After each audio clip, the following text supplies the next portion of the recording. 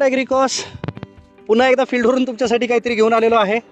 मी आहे सध्या पोमोग्रेनेटच्या शेतामध्ये, डाळिंबाच्या शेतीमध्ये. आपण पुस्तकांमध्ये एक गोष्ट नेहमी ऐकतो ते म्हणजे स्टेकिंगच्या बाबतीत.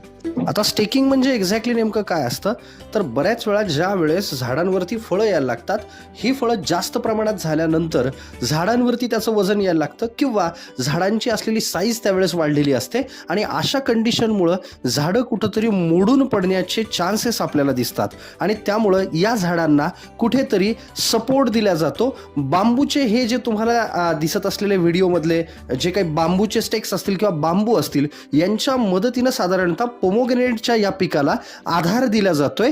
या ठिकाणी तुम्ही पाहू शकता की या पद्धतीने स्टेकिंग या झाडांमध्ये पोमोग्रेनेटच्या केले जात आहे. आपल्या हॉर्टिकल्चर प्रॅक्टिसेसमध्ये सगळ्यात इम्पॉर्टंट असलेली प्रॅक्टिस ते म्हणजे स्टेकिंग या ठिकाणी तुम्हाला पाहायला मिळेल.